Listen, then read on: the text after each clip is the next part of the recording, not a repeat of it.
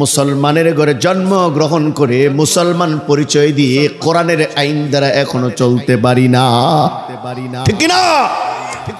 অথচ আমার মুসলমান ভাইরা বন্ধুরা, আল্লাহর হাবিব এটাই বলেছেন, কিয়ামতের আগে আগে ইসলামের খুঁটিগুলো এক এক করে ভেঙে যাবে। দাজ্জাল যখন পৃথিবীতে থাবা দিবে, তার মানে দাজ্জাল এখনো আসে নাই, দাজ্জালের উত্তরসূরিরা পৃথিবীতে থাবা সৃষ্টি করেছে। দাজ্জালের এই থাবায় এক এক করে ইসলামের খুঁটিগুলো ভেঙে যাবে। সর্বপ্রথম যেই খুঁটিটা ভাঙবে সেই খুঁটিটার নাম হলো কোরআনের শাসন। কিসের শাসন? কোরআনের শাসন। সৌদি আরবে পূর্ণাঙ্গ কোরআনের আইন এখন নাই। পৃথিবীর এমন কোন দেশ নাই বর্তমানে খুঁজে পাওয়া যায় না যেখানে কোরআনের পূর্ণাঙ্গ আইন রয়েছে। তবে সৌদি আরব সহ কয়েকটা দেশে কোরআনের কিছু কিছু আইন, কিছু কিছু আয়াতের বাস্তবায়ন রয়েছে।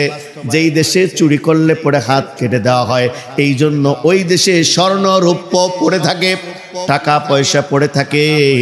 একবার টাকার দিকে তাকায়, আবার হাতের দিকে তাকায়, একবার স্বর্ণের দিকে তাকায়, আরেকবার হাতের দিকে তাকায়।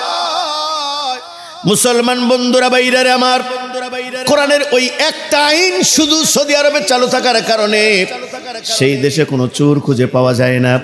কোরআনের আইন চালু আছে, নামাজ বাধ্যতামূলক একটা আইন চালু থাকার কারণে সেই দেশে আজান হলে পরে ওযু থাকুক আর না থাকুক সব নামাজে দাঁড়ায় গেছে। কি হাজী সাহেব যারা হজ করছেন, ঠিক না? ওযু থাকুক আর না থাকুক। আর আমাদের দেশে দুঃখ এবং পরিতাপের বিষয়, চুল পড়া দাড়ি পাকা মুরব্বীরা চাষটলের মধ্যে বসে আছে, আজান হয়েছে, নামাজের জন্য মসজিদে যাবে। এই মুসল্লি করে কি, এ বান্দা করে কি, মসজিদের দিকে না যায় আর লেঙ্গুরটারে বাঁকা করে অন্য দিকে চলে যায়, ঠিক না?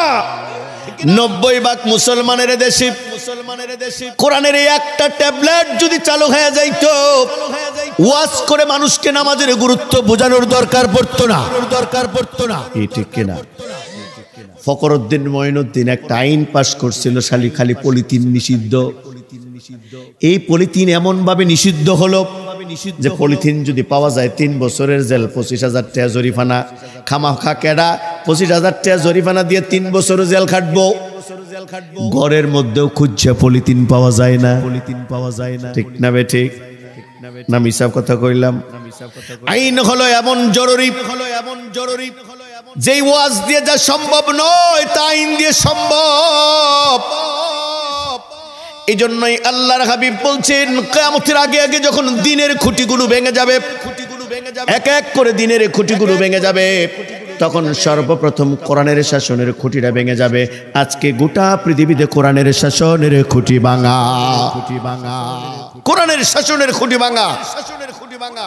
2 নম্বরে নবীজি বলছেন, নামাজের খুঁটি ভেঙে যাবে। মুসলমান পরিচয় দেয় শত শত নয়, হাজার হাজার যুবক যুবতী, হাজার হাজার পুরুষ নারী পুরুষ নামাজের টাইমে নামাজের খবর রাখে না, আছে না নাই? আল্লাহ রাব্বুল আলামিন বলেন, এদেরকে দুনিয়া গাফেল করে দিয়েছে আর দুনিয়া এদেরকে ব্যস্ত করে দিয়েছে, তাই তো এরা নামাজের খবর রাখে না। এই সমস্ত মানুষগুলোই হলো ক্ষতিগ্রস্ত, এই দুনিয়াতেও ক্ষতিগ্রস্ত। যেই মানুষগুলা এখানে ক্ষতিগ্রস্ত, সেই মানুষগুলা পরকালেও হবে ক্ষতিগ্রস্ত। এটা হলো দাজ্জালের প্রথম থাবা। তার মানে দাজ্জাল এখনো আসে নাই, দাজ্জালের উত্তরসূরিদের প্রথম থাবা। 2 নম্বর দাজ্জালের উত্তরসূরিদের থাবা দুনিয়ার লোভ মানুষের অন্তরের মধ্যে এমন ভাবে গেড়ে দিবে, মানুষের শুধু আরো আরো আরো দাও, আরো দাও, আরো দাও, যত দিবেন ততই দাও, যতই দিবেন ততই দাও।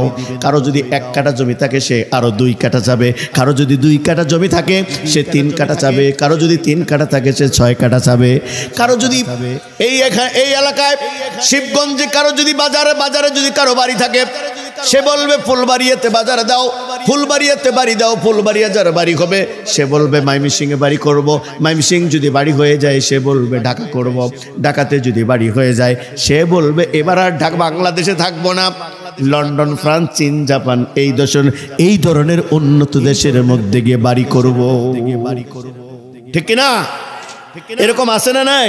এরকম আছে না নাই? এরা শুধু খালি বলবে আরো দাও, আরো দাও, আরো দাও, আরো দাও, আরো দাও। আজকে আমি সহ আমাদের সকলের চিন্তা একটাই, আরো দাও, আরো দাও, আরো কত এটা জানি না, এটার পরিমাণ কত এটা জানি না, কত হলে পরে আমি থামবো এটাও জানি না, কত হলে পরে আমার তৃপ্তি হবে তাও জানি না, শুধু আরো দাও, আরো দাও, আরো দাও, আরো দাও। এই যে আরো দাও, আরো দাও, আরো দাও, আরো চাই, আরো চাই, আরো চাই, আরো চাই। আল্লাহর নবী এজন্য বলেছেন কাউকে যদি একটা উহুদ পাহাড় সমপরিমাণ স্বর্ণের পাহাড় দেওয়া হয় সে বলবে আরেকটা স্বর্ণের পাহাড় দাও। কারো যদি আরেকটা স্বর্ণের উহুদ পাহাড় দেওয়া হয় সে বান্দা বলবে আরেকটা পাহাড় দাও। তার মানে এই মানুষের চাহিদার কোনো দিন শেষ হবে না, সেটাও আল্লাহ পাক কোরআনুল কারীমের মধ্যে জানায় দিয়েছেন, হাত্তা সুরতুমুল মাকাবির। আল্লাহ রাব্বুল আলামিন বলেন বান্দারে যেই পর্যন্ত কবরের মাটি তোমার বুকের উপরে না পড়বে সে পর্যন্ত তোমার চাহিদা ফুরাবে না। আল্লাহ রাব্বুল আলামিন বলেন হাত্তা যুরতুমুল মাকাবির, যেই পর্যন্ত মানুষের বুকের উপরে কবরের মাটি না পড়বে সেই পর্যন্ত মানুষের লোভ শেষ হবে না। সে পর্যন্ত যে পর্যন্ত সে জীবিত থাকবে সে শুধু বলবে আরো দাও, আরো দাও, আরো দাও, তার তৃপ্তি ফুরাবে না। এটা হলো দাজ্জালের থাবা। আল্লাহ রাব্বুল আলামিন বলেন ওয়া তুহিব্বুনাল মালা হুব্বাল জাম্মা, তোমরা দুনিয়ার সম্পদকে মহব্বত করতে গিয়ে ভালোবাসতে গিয়ে সব কিছু ভুলে যাবা। তাই তো আল্লাহ রাব্বুল আলামিন সূরা মুনাফিকুনের মধ্যে বলেছেন ইয়া আইয়ুহাল্লাযীনা আমানু লা তুলহিকুম আমওয়ালুকুম ওয়ালা আওলাদুকুম আন যিকরিল্লাহ ومن يفعل ذلك فأولئك هم الخاسرون। আল্লাহ রাব্বুল আলামিন বলেন ওগো তোমরা যারা ঈমান আনয়ন করেছো তোমাদের ঐশ্বর্য, তোমাদের প্রাচুর্য, তার মানে তোমাদের ধন, তোমাদের মাল, তোমাদের সম্পদ, তোমাদের টাকা পয়সা, তোমাদের সন্তান সন্ততি, তোমাদের স্ত্রী পুত্র, এগুলো যেন আল্লাহর স্মরণ থেকে তোমাদেরকে গাফেল করে না দেয়। আজকে আমার ভাইরা আমরা যদি লক্ষ্য করি আমাদের সম্পদ, আমাদের ঐশ্বর্য, আমাদের প্রাচুর্য, আমাদের টাকা পয়সা, আমাদের বিজনেস, আমাদের ক্ষেত খামার, আমাদের কাজকর্ম, আমাদের সন্তান সন্ততি, আমাদের স্ত্রী আমাদেরকে আল্লাহর স্মরণ থেকে, নামাজ থেকে গাফেল করে দিয়েছে। আমি আপনাকে জ্বলন্ত প্রমাণ দিতে চাই, যখন আমরা খেতে খামারে কাজ করি কোন দিক দিয়ে নামাজের সময় চলে যায় টের পাই না। মিল ফ্যাক্টরিতে কাজ করি কোন দিক দিয়ে নামাজের সময় চলে যায় টের পাই না। অফিসে চাকরি করি কোন দিক দিয়ে নামাজের সময় চলে যায় টের পাই না। গাড়ি ঘোড়ায় চড়ি, গাড়ি ঘোড়ায় চলে চালাই, এগুলো করতে গিয়ে কোন দিক দিয়ে নামাজের সময় চলে যায়, আল্লাহর স্মরণ থেকে কোন দিক দিয়ে চলে যায় আমরা টের পাই না। এই জন্য দাজ্জালের থাবা তোমাদেরকে এমন ভাবে গ্রাস করবে তোমরা দুনিয়ার পিছনে পড়ে যাবা, ছুটবা, দুনিয়ার পিছনে ছুটবা। এই জন্যই আল্লাহ পাক বলছেন ওয়ামাল হায়াতুদ দুনিয়া ইল্লা মাতাউল গুরুর। আল্লাহ রাব্বুল আলামিন বলেন ওয়ামাল হায়াতুদ দুনিয়া ইল্লা মাতাউল গুরুর। আল্লাহ রাব্বুল আলামিন বলেন বান্দারে এই মাইকের আওয়াজ যে পর্যন্ত যাচ্ছে যারা ভিতরে আছেন আর যারা বাহিরে আছেন, যারা আজকের এই আওয়াজ শুনছেন, আমি আপনাদের উদ্দেশ্যে বলতে চাই, তামাম দুনিয়াটা আমাদের জন্য হলো একটা ছলনা। একটা কি? একটা ছলনা। তামাম দুনিয়াটাই হলো আমাদের জন্য একটা ছলনা। রাজার কাছে গিয়ে বলে, রাজা সাহেব, আমি একজনকে বিয়ে করতে চাইছি। এই কামলা গিয়ে নিয়ে এসে কাজীর কাছে বিয়ে পড়ানোর জন্য। এবার কাজী ওরে উষ্টা মেরে কই, তুই ঘর আমি বিয়ে করবো। রাজা সাহেব আপনি ফয়সালা করে দেন। এইবার রাজা সাহেব বলতেছে, একবার কামলার দিকে তাকায়, আর একবার কাজীর দিকে তাকায়, আবার মেয়ের দিকে তাকায়। রাজা ডাক দিয়ে বলে, হে কামলা, তুই পাও ফাটা, ঠুট ফাটা, গাল ফাটা, তুই হর। এ কাজী, তুই আমার রাজ্যে আমার বেতনে চাকরি করস, তুইও সর। এই মেয়েরে বিয়া করবো আমি। তিনজন এবার ঝগড়া। এখন রাজারে মানে না, কারণ ক্যান্ডিডেট। এখন কি? এখন ক্যান্ডিডেট, এখন লড়াই। এখন কেউ কাউরে মানে না। কামলায় রাজা মানে না, রাজায় কাজী মানে না। তিনজনের মধ্যে ঝগড়া শুরু হয়ে গেছে। এবারে মহিলা ডাক দিয়ে কয়, হায় হায়, কি বিপদের মধ্যে পড়লাম। আচ্ছা শোনো, বলে কি? আপনারা তিনজন থামেন, আমি একটা বুদ্ধি বলি, এই বুদ্ধি যদি আপনারা করেন আমি রাজি। বলে কি বুদ্ধি? হলো আমি একটা দৌড় দিব, এই দৌড় প্রতিযোগিতার মধ্যে যে আমারে ধরতে পারবেন তারে আমি বিয়ে করবো। আমি কি দিব? একটা দৌড় দিব। এই দৌড় প্রতিযোগিতায় যে আমারে ধরতে পারবে সে আমারে বিয়ে করবে। এবার তিনজন বলে রাজি। এবার মহিলা কয়, তাহলে আমি দৌড় দিলাম। বলে দেন দৌড়। এইবার মহিলা যখন দৌড় দিছে, পিছনে তিনজন দৌড় শুরু করছে। কিছু দূর যাওয়ার পরে ইটার মধ্যে বাজ্যে কামলা পইরে গিয়ে মরে গেছে। আবার কিছু দূর যাওয়ার পরে গাছের শিকড় থাকে না, শিকড়, গাছের শিকড়ের মধ্যে বাজ্যা কাজীও পইরে গিয়া মরে গেছে। রাজা দৌড়াচ্ছে পিছনে। এবার পিছনের দিকে তাকায় দেখে শব্দ হয় না। পিছনে তাকায় দেখে এবার রাজা দুজন পড়ে রইছে। এখন ক্যান্ডিডেট কেবলমাত্র রাজা একাই। ডাক দিয়ে বলে, এই মহিলা দাঁড়াও। ছিলাম ক্যান্ডিডেট তিনজন, দুইজন পড়ে গিয়ে মরে গেছি। এখন আমি একা, যেহেতু ক্যান্ডিডেট, তো তুমি দৌড়াও কেন? তাড়াতাড়ি আসো, তোমারে বিয়ে করবো।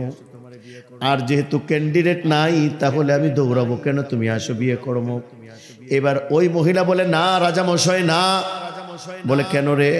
শর্ত অনুযায়ী যে আমারে দৌড়াইয়া দৌড়বে আমি তারে বিবাহ করব। রাজায় কয়, আরে ক্যান্ডিডেট ছিলাম তিনজন, দুইজন মরে গেছে, আমার দৌড়াই লাগে কে? কয় না, শর্ত অনুযায়ী যে আমারে দৌড়াইয়া দৌড়বো তারে আমি বিবাহ করব। রাজায় কয়, এইবার তোমার পরিচয় দাও দেখি। বলে আমার পরিচয় জানতে চান? বলে হাও। রাজা মশাই তাহলে শুনুন, আমারে ধরতে গিয়ে পৃথিবীর কত বড় বড় রাজা, কত বড় বড় বাদশা, পৃথিবীর কত বড় বড় সম্পদশালী, কত শক্তিশালী ক্ষমতাধররা আমারে ধরতে গিয়া, শুইতে গিয়া দুনিয়ার থেকে এইভাবে করে হুচুট খাইয়ে পড়ে গিয়া দুনিয়ার থেকে বিদায় হয়ে গেছে। চোখের সামনে, আপনার চোখের সামনে কামলা আমারে ধরতে গিয়ে হুচুট খাইয়ে পড়ে গিয়ে মরে গেছে। আমার শুইতে গিয়ে ধরতে গিয়ে কাজী পড়ে গিয়ে মরে গেছে। ও রাজা মশাই, আপনি আমারও ধরতে গিয়া এইভাবে করে হুচুট খাইয়া দুনিয়ার থেকে বিদায় হয়ে যাবে। তোমার পরিচয় কি? পরিচয় জানতে চান? বলে হ্যাঁ। এইবার মহিলা বলছে, ওয়ামাল হায়াতুদ দুনিয়া ইল্লা মাতাউল গুরুর। আমার পরিচয় হলো আমি ছলনাময়ী দুনিয়া। আমি কি? ছলনাময়ী দুনিয়া। ও মুসলমান ভাইরা বন্ধুরা, যেই ছলনাময়ী দুনিয়াটা সাজানোর জন্য, আকাশচুম্বী একটা ভবন বানানোর জন্য মার্বেল টাইস করা একটা বাড়ি বানাবার জন্য যে পরিশ্রমটা করতেছি, ওই মার্বেল টাইস করা বাড়িটায় আমার থাকার সুযোগ হবে 5 থেকে 10 বছর। 5 থেকে 10 বছর, 5 থেকে 10 বছরের বাড়িটা সাজানোর জন্য এত পেরেশান হলাম, এত ব্যস্ত হলাম, জীবন যৌবন সব থানা ফিল্লা করে কাটাই দিলাম। 5-10 বছরের একটা বাড়িতে সুখে থাকার জন্য এত পরিশ্রম করলাম। দিনের দিন বলি না, রাতের রাত বলি না, বৃষ্টির বৃষ্টি বলি না, রৌদ্রের রৌদ্র বলি না, এইভাবে করে এত পরিশ্রম করলাম শুধু দুনিয়ার জীবনটাকে সাজানোর জন্য। একটাবার চিন্তা করলাম না জনম জনম যে কবরের মধ্যে থাকবো, ওই কবরটা সাজানোর জন্য আমি কি করলাম। মিনহা খলাকনাকুম ওয়া ফিহা নুঈদুকুম ওয়া মিনহা নুখরিজুকুম তারাতান উখরা। এই মাটির থেকে আমারে বানাইছে, এই মাটিতে আমারে দাফন করবে। কোটি কোটি বছর এই মাটিতে মধ্যে আমি থাকবো। এই কোটি কোটি বছর ওই মাটির থেকে আমি উঠবো। একটা বারো চিন্তা করলাম না কোটি কোটি বছর যেখানে থাকবো সেই কবরের মধ্যে আমি কিভাবে থাকবো।